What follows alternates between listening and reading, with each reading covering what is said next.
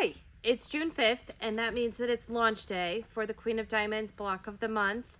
I'm Chelsea from Pink Door Fabrics, and we've been working super hard for about the last year with Free Spirit Fabrics and Tula Pink to bring this to local quilt shops, and we're super excited to get it launched and out into the world.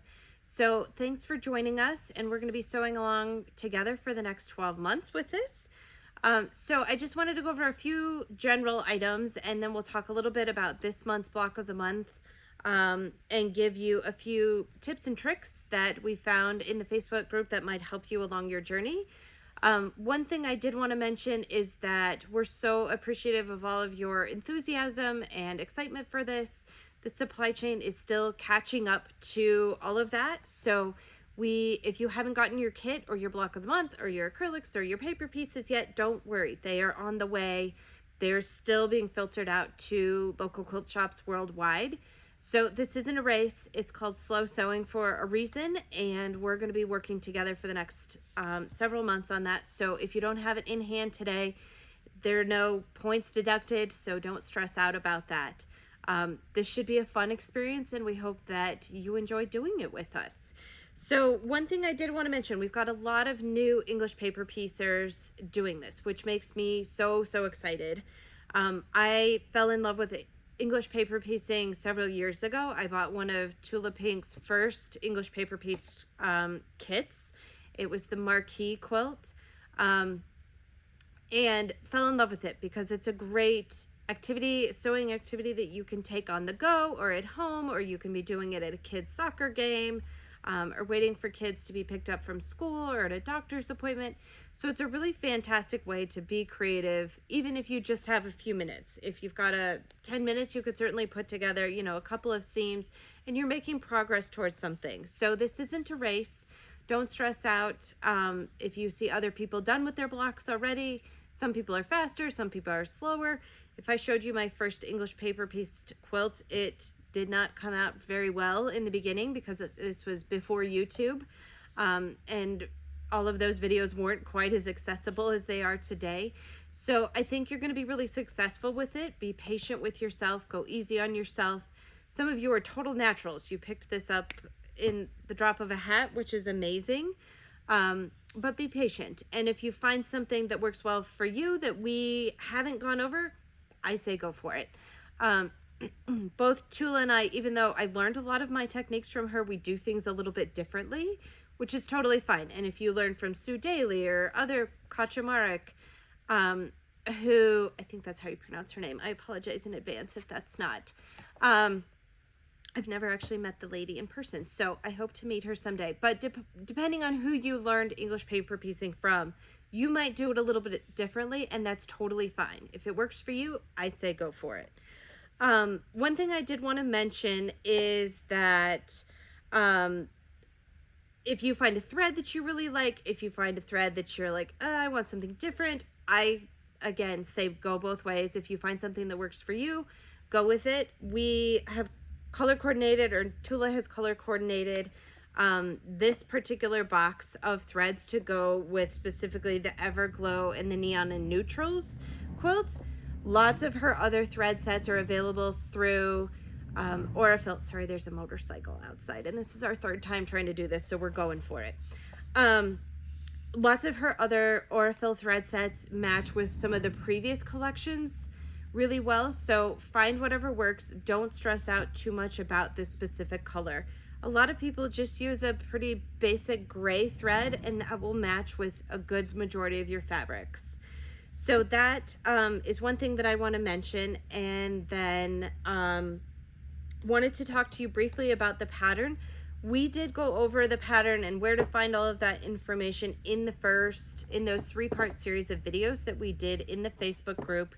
So I encourage you to go watch those. If I didn't mention it already, Tula Pink did some phenomenal videos a few years ago with Fat Quarter Shop. I really encourage you to go watch those. Because those are a great way to get your feet wet with this. And again, you didn't make a masterpiece quilt your first time around, so stick with it, and we hope you'll enjoy it. A few things that I wanted to mention is that with your acrylics, people, you may have seen in the Facebook group, a lot of people were putting washi tape on those. The acrylics themselves are acrylic, as the name implies, but they can kind of slide around a little bit on your fabric. So if that happens, you can use, Jen Kingwell has an awesome product called Template Grips, that these are just little sticky templates or sticky grips that you can put on the back of there that help it from slipping. I think the other way, which is also a great way, and it makes them look really cute, I did my first round of them in pink because you got to stay on brand, you know. But I'll give you a quick demo on how to do these. So this is glitter washi tape. I ordered it on Amazon. It happens to be the Scotch brand. I know that they sold them for some amount of time in office supply stores. We've lost all of our office supply stores locally, brick and mortars. But what you're gonna do is on your acrylic, you're gonna see this inside line here. And that's the size that the papers are going to be. And that's the size that you're gonna fold that fabric around your paper piece in order to fit. So I take a decent sized chunk of my washi tape. It tears easily with just by hand. And you'll see on the front of this that there's our logo, that these are 3/8 inch seams, and they're lettered. So each of those, I'm sure if you've gotten your pattern or acrylics or anything, you've already realized that those correspond to the pattern pieces in there. So you want to put the washi tape on the back of your template. So you're gonna flip it over to the back, and that'll make our logo be backwards basically. So you want to do that, and you're just going to take your, I'll lift this up and show you in just 1 minute, but you're going to take your washi tape, the sticky side down, and you're going to place it right on that solid inside line, pressing it down. And so you can see there that it's going to overhang a little bit. Totally fine. I'm going to just trim this along as I go. So I just lay it down on my cutting mat. I take my rotary cutter. And the whole purpose of the acrylic template is that you can just run that right along the side of, you can run your rotary cutter right along the side of that and trim off the excess. Now, what the washi tape does is twofold. That one, I gotta get just a little closer. There we go. And you end up with just little tiny pieces. The purpose of the glitter washi tape is twofold. One is once you put that down on your fabric, it's going to slide around a lot less. So you're not trying to, especially if you're trying to fussy cut a piece of fabric and you want it to stay in one particular location, that'll help that. It also makes these a little easier to find. Because they are clear, you want it to be able to see through that to the fabric so that you can see what you're fussy cutting. But because of that, I lose a lot of these just in the midst of fabric and making, and so it makes them a little easier to find and grab and that sort of thing. So the washi tape hack is sort of twofold for that reason. I won't bore you with going through the whole thing, but you basically would just take your next piece of, sorry about the motorcycle, the joys of videos. You're gonna take your washi tape and do that for all 4 sides of this. And trim it down, and then you're complete. So that'll help you see exactly where your seam allowance is going to be. I guess it's threefold. Not only do you not lose them, they won't slip. Then you can also, in case you're new at this, see exactly when you're using this as sort of a viewfinder, let's call it, you can see exactly which piece of the fabric is going to be visible on your finished piece inside those pieces. This is a better example because these are done. These were my original 1/4 inch templates. We decided to go with the 3/8. That's a whole different story. The 1/4 inch templates are really difficult because you just don't have quite enough fabric to fold around. So that's why these look just a little bit different. But this will give you the exact viewfinder of this is what's going to be visible on your finished piece. So that's just a little hack with that. This is not required. Don't stress out if you find that somebody was using little like surgical tape that's kind of grippy.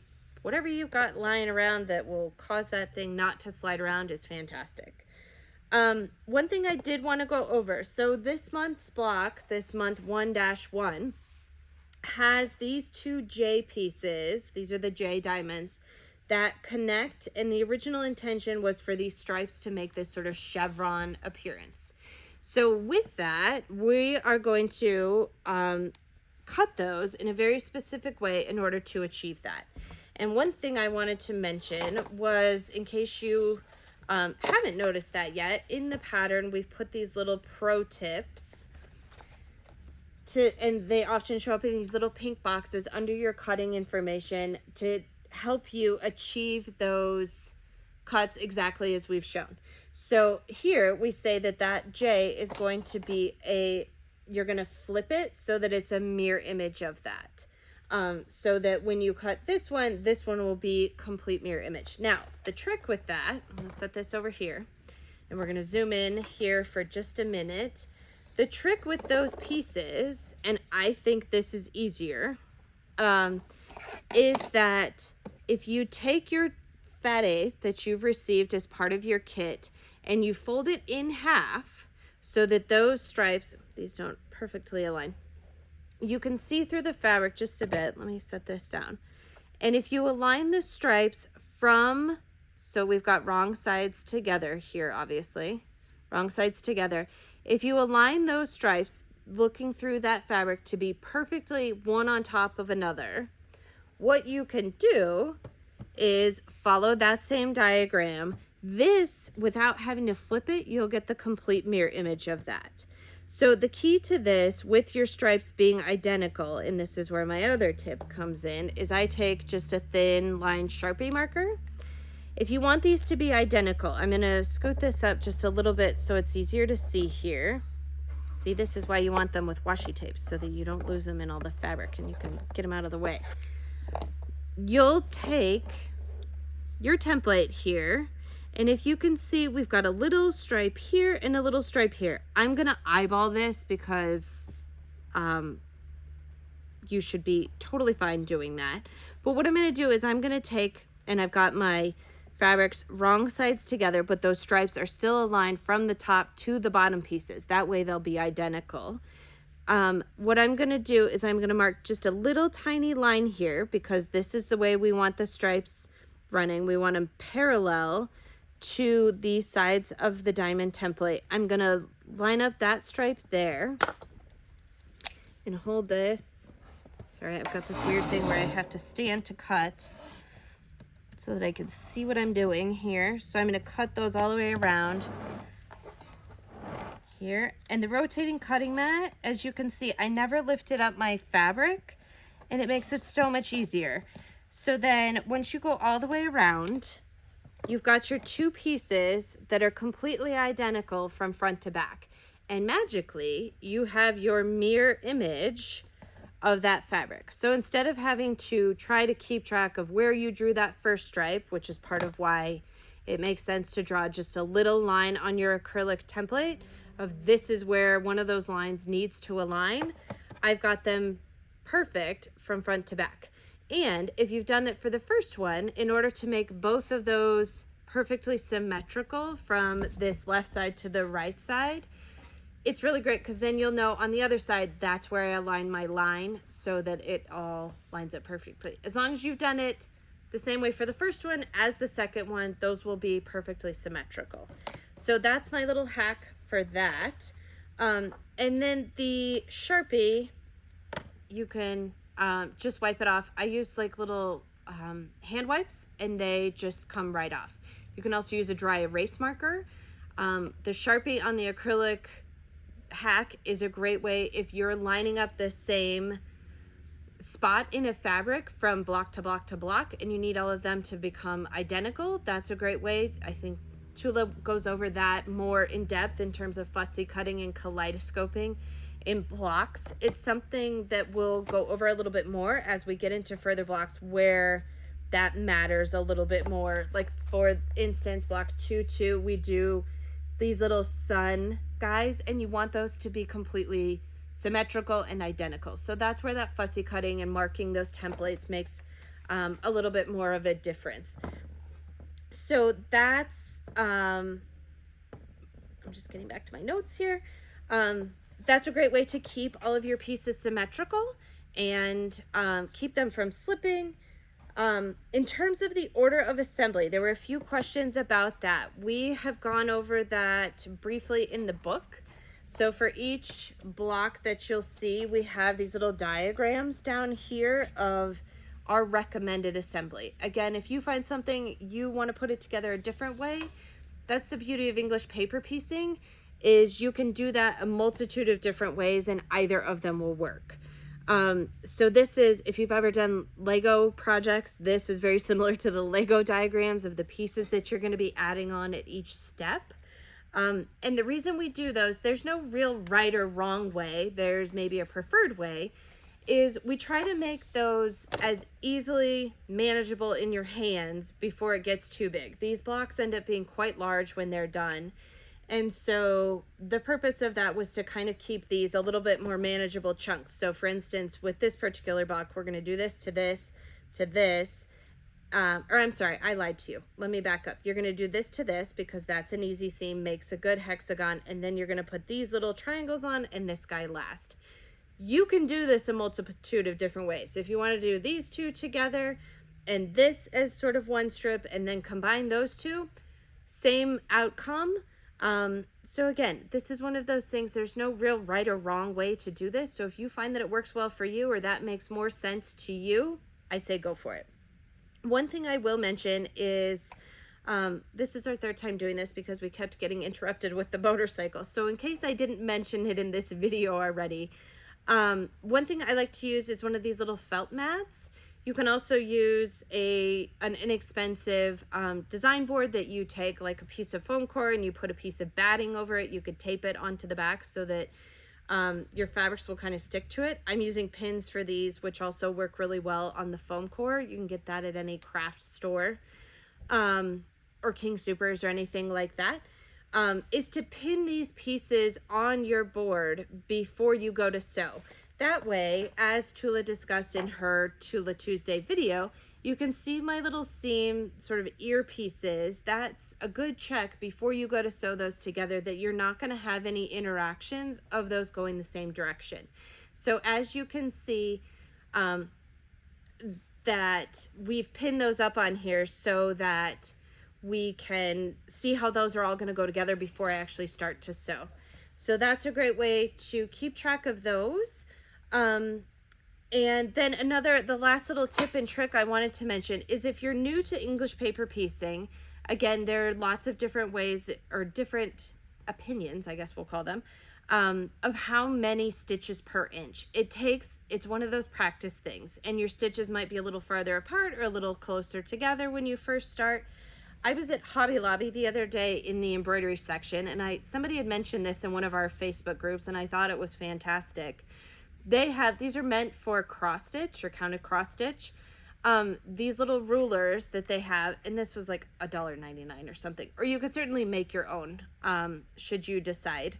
We're going to be rolling out some little acrylic ones that you can order. So what this does is it shows you on this side, this is just a regular ruler, but this shows you how many threads per inch. So it's got 11, 14, 16, 18, and then if you flip it over, 22, 25, 28, 32. This is too many. Don't be doing this many stitches. Otherwise, it's going to take you 5 years to finish what should be a 12-month project.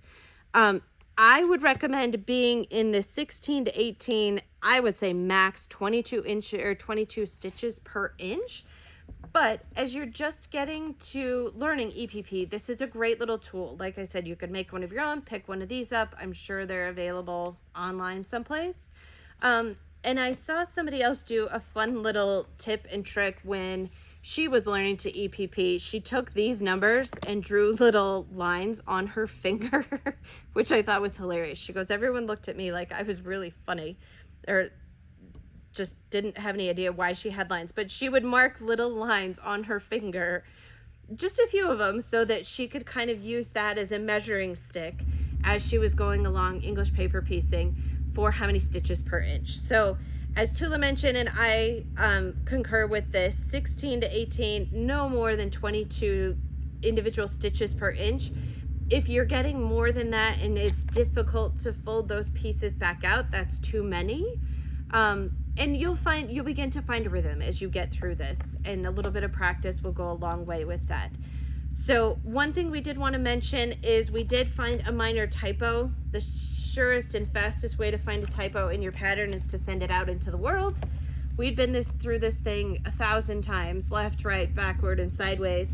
And for month 1, this last piece, the tiny stripe in Misty, it has the correct template, which is the J diamond. The little symbol here shows a triangle. It is in fact the J diamond. And so we apologize for that. It's correct in this diagram. So if you're a visual sort of person and following the diagram, you'll be just fine. So we will be issuing a little errata page on our website, but that's also in the Facebook group for any updates to the pattern or anything that you might find with that. Thanks for extending us some grace on that. Like I said, we've been through this thing, and there's nothing more nerve-wracking than hitting send to the printer and printing out lots and lots of these to only to find out that you had a few mistakes. So we apologize for that. So we're excited to sew along with you. Please let me know if you have, you're welcome to comment and give us any things that you'd like us to address. We can certainly try to accommodate that in future videos. And then one thing I did want to mention is that we're not sewing the sashing onto these blocks just yet. So the sashing is going to be the Mick Jaguar pieces, the multicolored fabric that you got with your month 1 package. If you refer to page 66 and beyond, there's a couple of pages about that sashing and then the future Fairy Flake sashing and how those are going to go together. We're not doing that just yet. I know Tula had put it on hers. You're welcome to skip ahead to that point. But this is where you sort of transition from English paper piecing by hand to machine piecing. So we'll be doing future videos of that information and going over that in much more depth. But we hope that you enjoy this. We're so excited to see everyone's variations of the blocks and sharing the excitement of sewing along together. So we'll see you next month.